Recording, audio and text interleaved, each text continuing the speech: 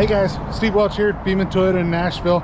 So I've had now 3 customers in a row that have all asked the same question. So since that's happened, I want to go ahead and talk to you guys about it because it's obviously going to be a question that so many people are going to have. So question is, well, all-wheel drive, what's the difference between all-wheel drive and four-wheel drive? And then what is FWD? And then what is, you know, and there's all these questions that pop up. Do I really need all-wheel drive? How does it function? Stuff like that. I mean, people ask all these questions. So I'm going to do a few of these questions just to kind of make it really easy for you because I mean, every customer that I've had ask me that question says, well, it's probably a stupid question, but, and then they ask their question and it's like, man, if you don't know the answer, you know, my dad always says that if you don't know the answer, it's not a stupid question, right?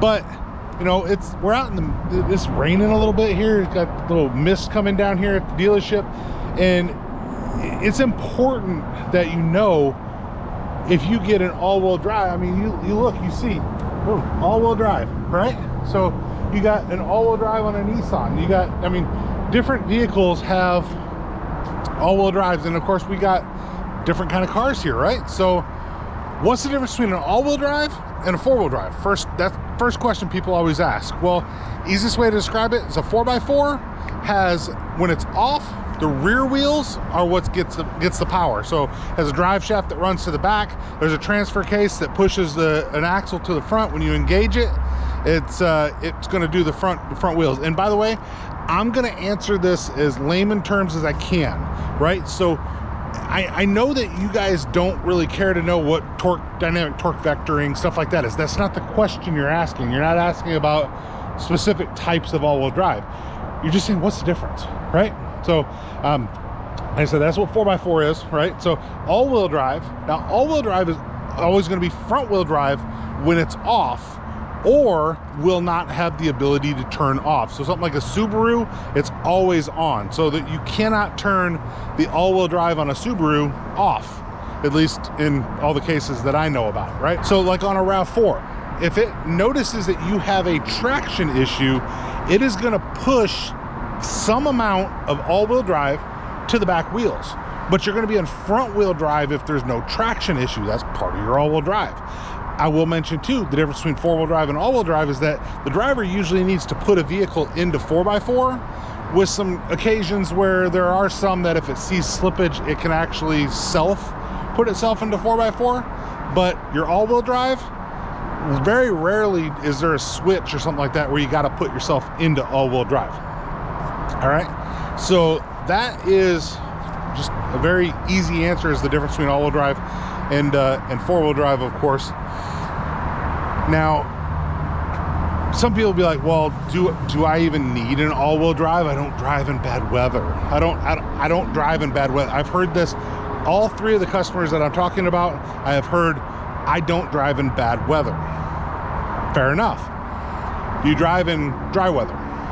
Because your all-wheel drive will come into play in dry weather. So like on your Toyotas, and like I said, I'm best in Toyota, so I'm going to talk about a Toyota, right? So on a Toyota, if you take a corner at a high rate of speed, right, and it sees that your steering wheel is turned at a specific angle and stuff like that, the car is going to kick in some all-wheel drive to help you around that corner, give you more control around the corner. That has nothing to do with bad weather. Now, obviously, if you have bad weather, yeah, the fact that you can have bad weather in, by the way, look at this plane. This is awesome. This is Southwest, low clouds. It's rainy here. Just really sweet.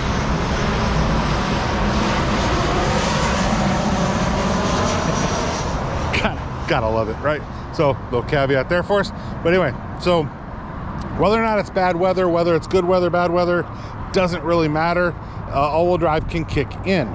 So, like I said, so that is, so do I need it? Maybe you do, maybe you don't. Let's say that and I use this example a lot. Let's say a water main burst and it's sunny skies outside. You don't drive in bad weather. You don't even drive in the rain.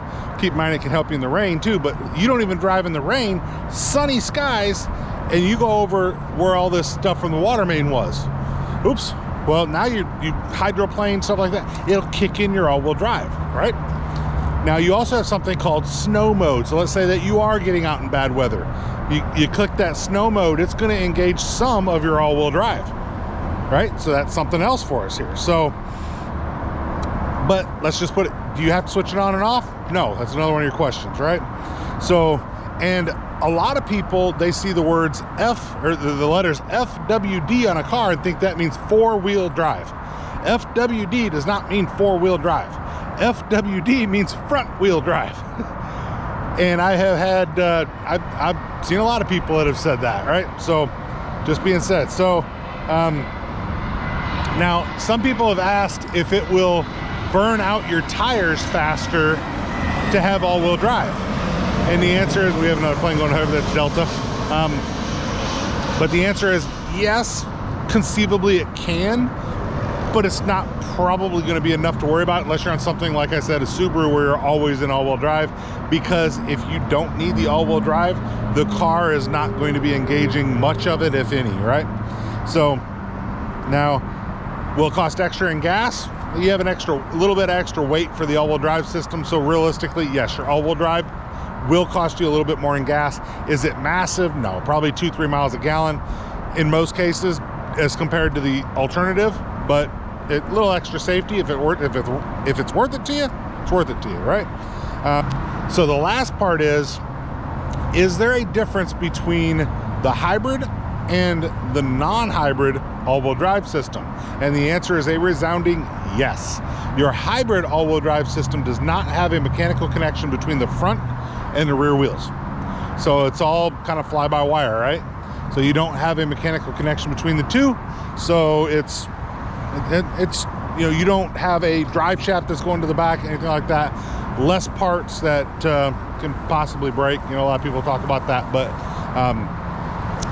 no. So your hybrid is a little bit different, even though they all work similarly to give you additional traction, is the easiest way to put that. So, but there you go, guys. So just a quick little rundown of some of the differences between all-wheel drive, four-wheel drive, and front-wheel drive vehicles.